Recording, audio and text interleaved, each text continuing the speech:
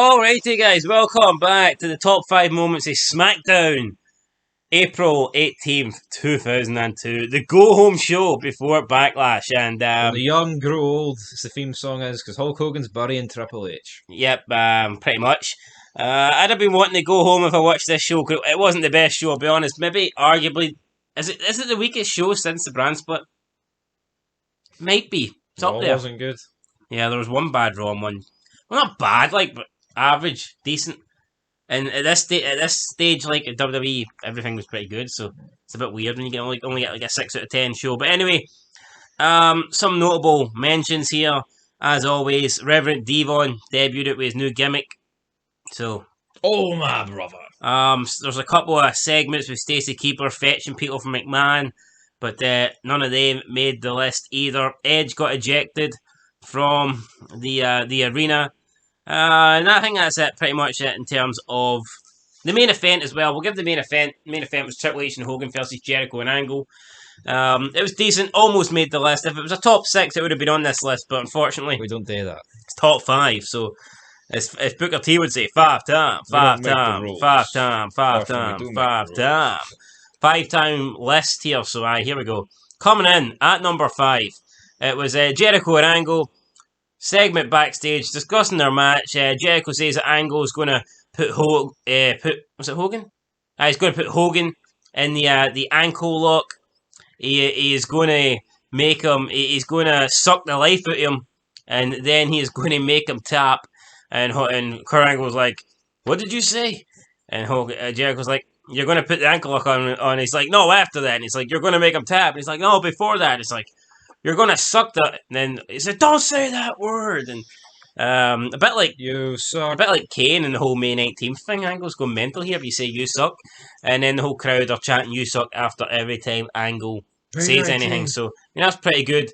I think they caught on with the whole McMahon thing for last month. You are an asshole, and now they're doing it with Angle. You suck. So anyway, up next, coming in at number 4 with Mark Henry lifting a car.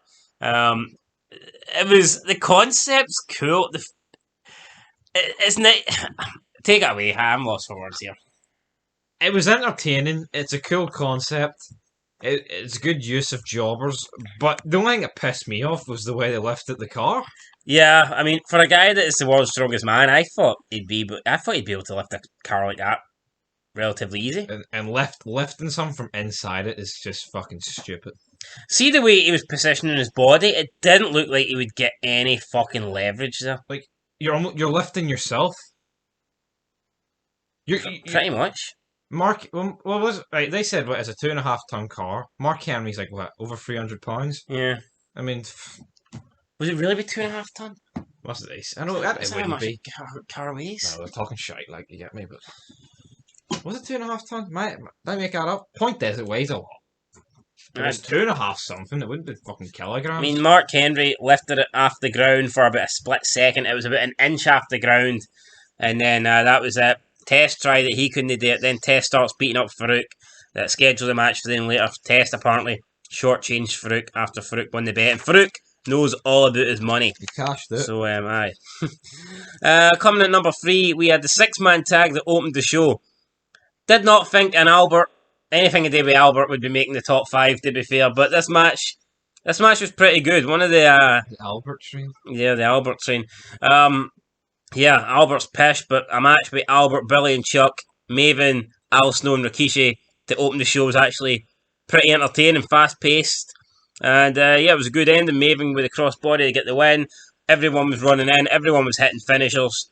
And that's what I mean. See these matches, you don't want to see a 20-minute... See if this was on Raw now, you'd get a 20-minute fucking snooze fest where one guy gets isolated and placed in a headlock for 15 minutes. So you don't want that. You want guy in quick, move, another guy in quick, move. Get their shit in, and then that's it, go home. So it was good. It was a good match. Enjoyed it. Number 2. Now, a guy that featured on the top 5, at number 1 spot, the top 5 moments on Raw, is also featuring in this list because we've got Billy Kidman backstage watching Sean Stasiak's promo from Raw on a TV screen, and he says it was garbage. He said it was rubbish. Buries him, even though it was our best moment. Yeah, obviously, so Billy Kidman doesn't tune in here. Billy Kidman didn't read the script, and then Billy Kidman proceeds to bury himself by saying no one cares about him or his match. I mean, At least he got something right. At least he's telling the truth. Like he got it wrong about Stasiak, but he's definitely right about himself. Hurricane comes in and basically gets the crowd going mental for Kidman by telling him to, name the place that they're at, Texas. The old cheap Mick Foley pop. So, aye. And then Hurricane tells him, tell him who you're teaming with. He says the Hurricane, and the crowd just die.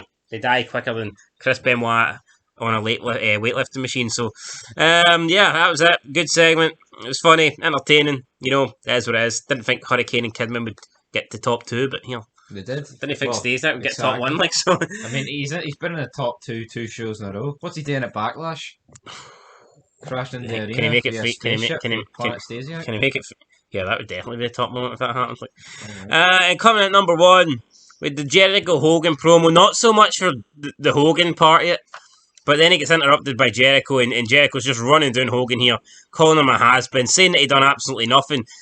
Claims that all Hulk Hogan did was sell a couple of t-shirts. So Jericho's memory might be a wee bit faded. And what? Fake. What do you say? Don't know. Variant or something? Faded, as in faded, like he's fading. Oh well, faded. That's good now. So it was a good promo. Then Jericho comes down, and they get involved with a brawl. Edge comes out, helps him. Angle was there. And they all fight, and that was it. And so I mean, it seems like Jericho and Hogan's in a feud here, even though Jericho's not got a match. Yeah, so Jericho's pissed off that like an old dinosaur like Hogan's got a match at Backlash. Yet Jericho, the first ever undisputed champion, hasn't. And you can see his point. I mean, basically Hogan's getting a title shot because The Rock said he should get one. I know, which I still don't think. Fucking... And Jericho pointed at the fact Hogan's had one-on-one match since he came back, and he lost. He bottled it. He choked. Exactly. So Anyway, guys, that's our top 5 list. Choke on it if you want. It wasn't the greatest SmackDown, but it wasn't the worst, and that's the top 5 that we're going with. Anyway, that's it. Till next time. Peace. Till Backlash. Peace.